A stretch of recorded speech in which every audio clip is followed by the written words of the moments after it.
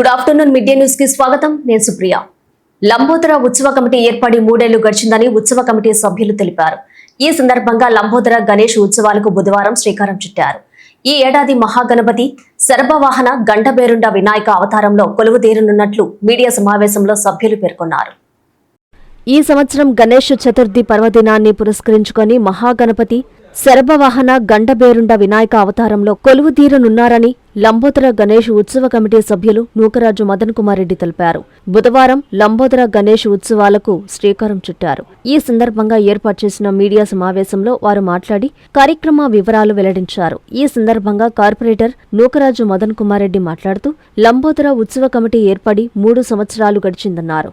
మొదటి సంవత్సరం తంజావూరు సెట్టింగ్ వేసి రాష్ట్రంలో పేరు పొందే విధంగా ఉత్సవాలు నిర్వహించడం జరిగిందన్నారు. రెండవ సంవత్సరం మహారాష్ట్ర పూణేలోని త్రిశూద్ గణపతి ఆలయం సెట్టింగ్ వేసి 3 తొండాల వినాయకుణ్ణి ప్రతిష్ఠించామన్నారు. ఈ సంవత్సరం శరభవాహన గండబేరుండ వినాయక అవతారంలో కొలువుదీరనున్నారని అన్నారు. నేటి తరానికి తెలియజేసే విధంగా వినాయకుణ్ణి తీర్చిదిద్దడం జరిగిందని రూరల్ ఎమ్మెల్యే కార్యాలయ ఇన్ఛార్జి దాట్ల చక్రవర్తన్ రెడ్డి తెలిపారు. ఈ సమావేశంలో కమిటీ సభ్యులు పాల్గొని తమ సలహాలు సూచనలు చేశారు. లంబోదర గణేష్ ఉత్సవ కమిటీ ఏర్పడి 3 సంవత్సరాలు. ఇది 3వ సంవత్సరం. మొదటి సంవత్సరం అతి తక్కువ మందితో అనుకున్నా కూడా 50 మంది కమిటీ ఫామ్ అయ్యి ఈరోజు మొదటి సంవత్సరం తమిళనాడులోని తంజావూరు సెట్టింగ్ని వేసి నెల్లూరు నగరంలో ఈ రాష్ట్రంలోనే పేరు వచ్చే విధంగా మొదటి సంవత్సరం 2024లో మన లంబోదర గణేష్ ఉత్సవ కమిటీ ఏర్పాట్లు చేయడం జరిగింది.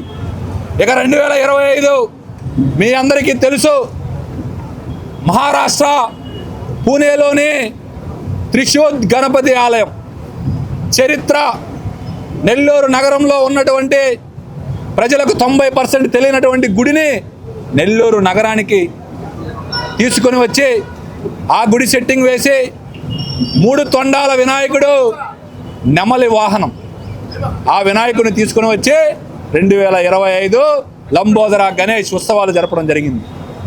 ఇక 3వ సంవత్సరం 2026 ఈసారి మన లంబోదర గణేష్ కమిటీ అందరూ కూడా ఈసారి వినూత్నంగా ఉండాలి, గత 2 సంవత్సరాల కన్నా ఈసారి భిన్నంగా ఉండాలని మా కమిటీ సభ్యులందరూ కూడా తీర్మానించి ఈసారి మా వినాయకుడు శరభ వాహన గండబేరుండ వినాయకుడు. నేటి తరానికి మన పురాణాల్లో ఉన్న కొన్ని వైభవంగా మన పురాణాల్లో రచించిన కొన్ని కథలను నేటి తరం ప్రజలకి తెలియజేసే విధంగా కొన్ని పురాణాల్లో ప్రస్తావించబడిన మన యథార్థ సంఘటనను ఉద్దేశిస్తూ ఈ వినాయకుడి రూపాన్ని తీర్చిదిద్దడం జరిగింది. ముఖ్యంగా హిరణ్యకశిపుని వధ అనంతరం నరసింహస్వామి కోపోద్రిక్తుడై సృష్టిని విలయ తాండవం చేస్తున్న సమయంలో దేవతల ప్రార్థనల మేరకు ఆ మహాశివుడే స్వయంగా ఒక శరభ మృగ అవతారంలో ధరిస్తాడు. ఈ శరభ మృగం 8 కాళ్లతో సగం మనిషి ఆకారంలో సింహం తల రూపంలో ఒక భయానకంగా ఇది సృష్టించబడుతుంది మహాశివుని చేత. ఈ సర్వముగ్రం ఎప్పుడైతే నరసింహస్వామిని కోపాన్ని శాంతింపజేస్తుందో ఈ సర్వముఖం కూడా విపరీతమైన కోపానికి లోనై అదేవిధంగా సృష్టి నాశనానికి విపత్తుకు కారణమైనప్పుడు దేవతలందరూ శ్రీ మహావిష్ణువుని ప్రార్థించగా శ్రీ మహావిష్ణువు 2 తలల ఒక భయంకర గంభీర పక్షి రూపాన్ని ధరించి 100 ఏనుగులు బలం కలిగిన ఆ పక్షి రూపాన్ని ధరించి ఈ శరభ వాహనాన్ని శాంతింపజేయడం జరుగుతుంది. ఈ పురాణ కథ ఆధారంగా ఈసారి మన వినాయకుడిని ప్రత్యేకంగా కలకత్తాలో అమ్మవారి విగ్రహాలు దసరా ఉత్సవాలు విశిష్టంగా తయారు చేసే విగ్రహాలు తయారు చేసే వారి నుంచి 8 మంది కళాకారుల్ని గత 20 రోజుల నుంచి నెల్లూరులో తీసుకొచ్చి వారి చేత ఈసారి ఈ పురాణ కథన ఆధారంగా కొంతమంది పండితులతో కొంతమంది కళాకారులతో చర్చించి ఒక అద్భుతమైన రూపాన్ని మేము చేయడం జరుగుతుంది. ప్రభుత్వ హాస్టల్లో చదువుకుంటున్న నిరుపేద విద్యార్థుల ఉజ్వల భవిష్యత్తు కోసం జిల్లాలో వినూత్నంగా చేపట్టిన విద్య, వసతి, వికాసం కార్యక్రమంలో జిల్లాలోని ప్రముఖ పారిశ్రామికవేత్తలు, స్వచ్ఛంద సంస్థలు, దాతలు కూడా భాగస్వాములు కావాలని జిల్లా కలెక్టర్ హిమాంశు శుక్లా పిలుపునిచ్చారు. దాతలు అందించిన సామాగ్రి, పరికరాలపై వారి పేరును చిరస్థాయిగా నిలిచేలా పొందుపరుస్తామని చెప్పారు.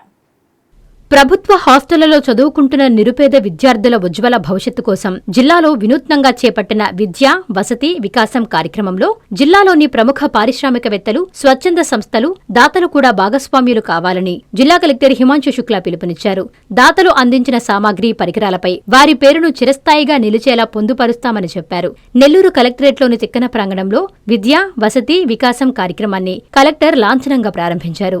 ఈ కార్యక్రమానికి ఎమ్మెల్యే సోమిరెడ్డి చంద్రమోహన్ రెడ్డి, కాకర్ల సురేష్, వెంకటకృష్ణారెడ్డి ముఖ్య అతిథులుగా హాజరయ్యారు. ఈ సందర్భంగా పవర్ పాయింట్ ప్రజెంటేషన్ ద్వారా ఈ కార్యక్రమం ఉద్దేశాన్ని జిల్లా బీసీ వెల్ఫేర్ అధికారి వెంకటలక్ష్మి క్లుప్తంగా వివరించారు. కలెక్టర్ మాట్లాడుతూ జిల్లాలోని 155 ఎస్సీ, ఎస్టీ, బీసీ, గిరిజన, మైనారిటీ సంక్షేమ హాస్టళ్లు, గురుకుల పాఠశాలలలో విద్యార్థులకు మెరుగైన వసతి సౌకర్యాలు కల్పించేందుకు 2 నెలల ముందు నుంచే విద్య, వసతి, వికాసం కార్యక్రమాన్ని ప్రారంభించేందుకు కసరత్తు చేపట్టినట్లు వివరించారు.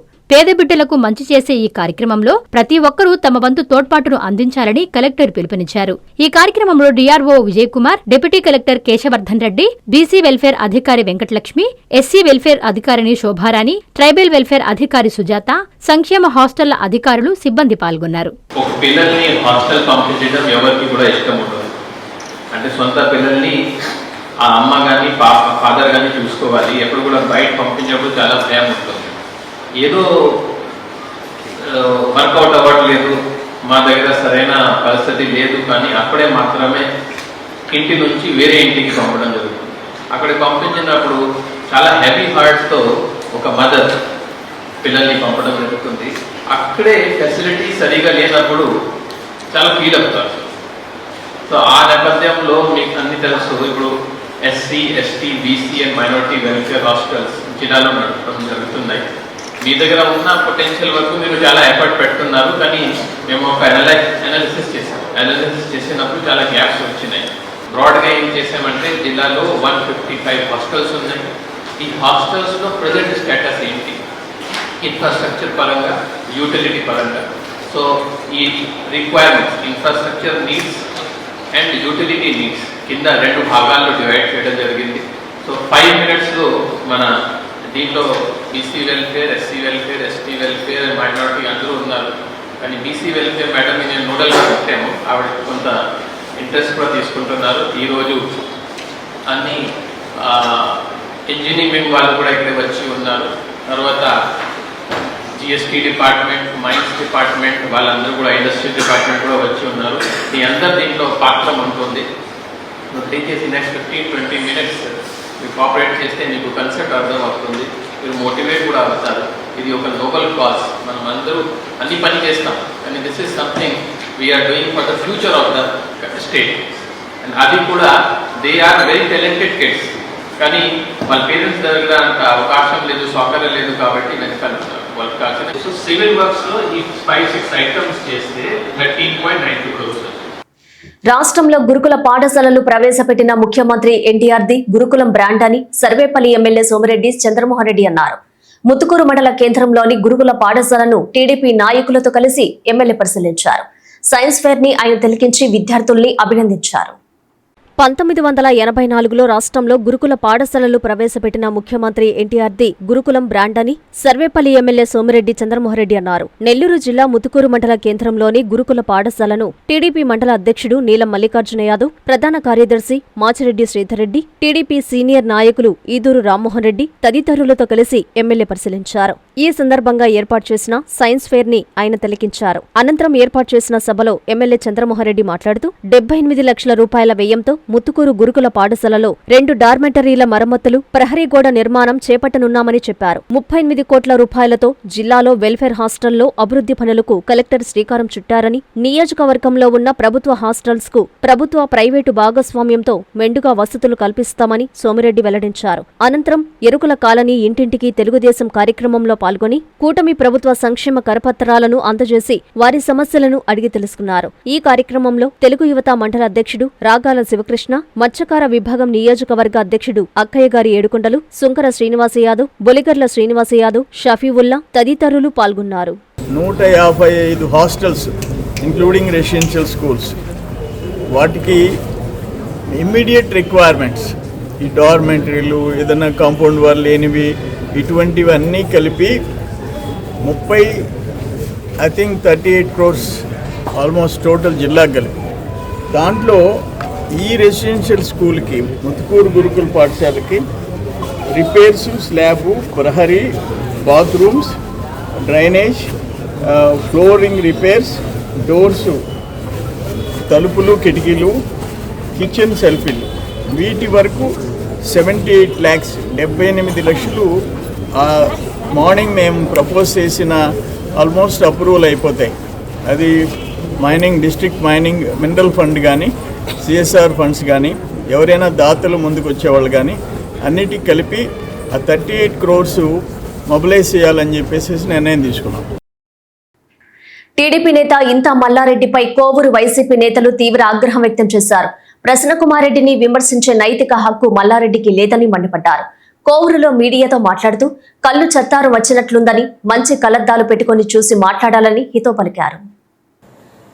కోవూరు మండలం పాటూరు పంచాయతీలో వైఎస్ఆర్సీపీ నేతలు మీడియా సమావేశం నిర్వహించారు. ఆదివారం టీడీపీ నేతలు మాజీ ఎమ్మెల్యే ప్రసన్నకుమార్ రెడ్డిపై విమర్శలు చేసిన నేపథ్యంలో ఆ విమర్శలను తిప్పుకొడుతూ ప్రసన్నకుమార్ రెడ్డి గురించి మాట్లాడే హక్కు కోవూరు టీడీపీ నేతకు లేదని పాటూరు వైఎస్ఆర్సీపీ శ్రేణులు మండిపడ్డారు.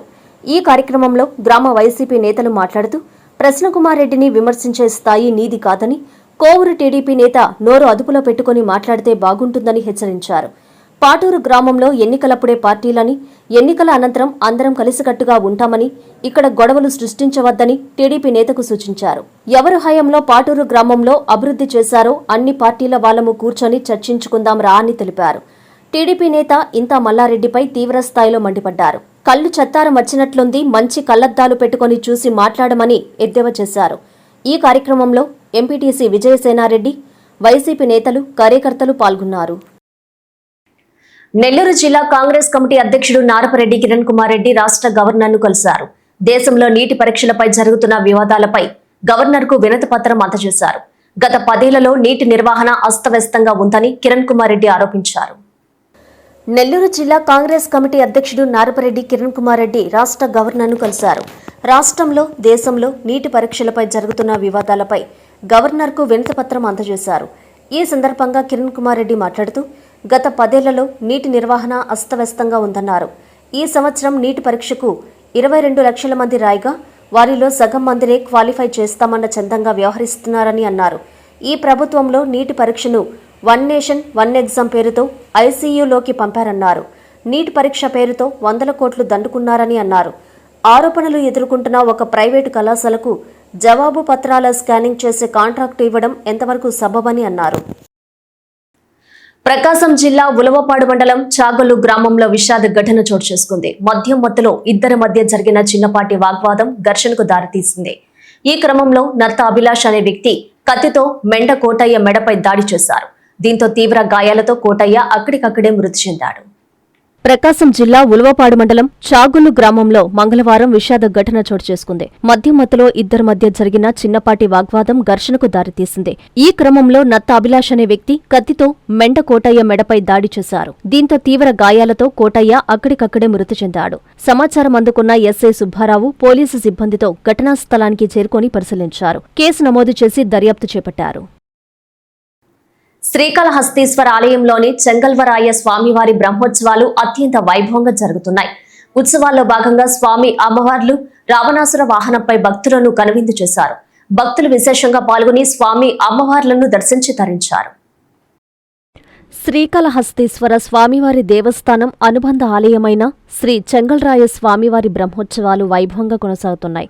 బ్రహ్మోత్సవాల్లో భాగంగా 3వ తిరునాళ్ల సందర్భంగా రాత్రి రావణాసుర వాహన ఉత్సవం అత్యంత భక్తి శ్రద్ధలతో నిర్వహించారు. ఈ సందర్భంగా శ్రీ చెంగల్రాయ స్వామివారు రావణాసుర వాహనంపై కొలువుదీరి భక్తులకు దర్శనమిచ్చారు. ఉత్సవాన్ని తిలకించేందుకు భక్తులు పెద్ద సంఖ్యలో తరలివచ్చి స్వామివారిని దర్శించుకుని భక్తిభావంతో పూజలు నిర్వహించారు. ఈ కార్యక్రమంలో దేవస్థానం chairman K Sai Prasad, EO BK Venkateshulu, AEO Vidyasagar Reddy, పాలక మండలి సభ్యులు గురపశెట్టి, ఆలయ పర్యవేక్షకులు C Nagabhushanam Yadav, temple inspector M Hari Yadav, దేవస్థానం అధికారులు, సిబ్బంది తదితరులు పాల్గొన్నారు.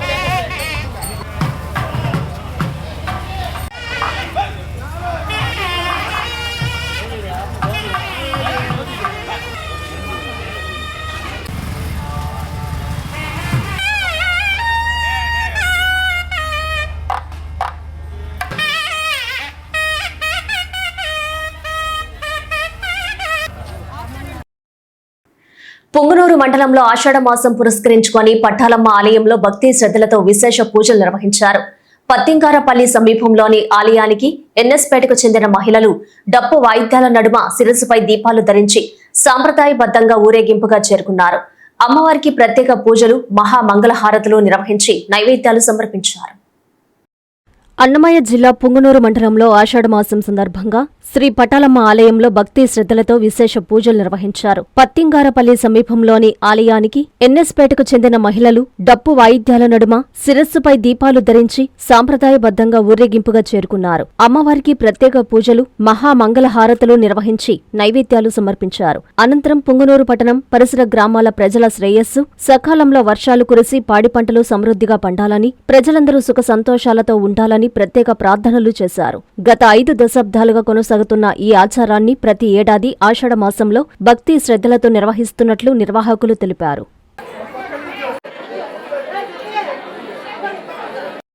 ఈ వార్తలు ఇంతటితో సమాప్తం. నమస్కారం.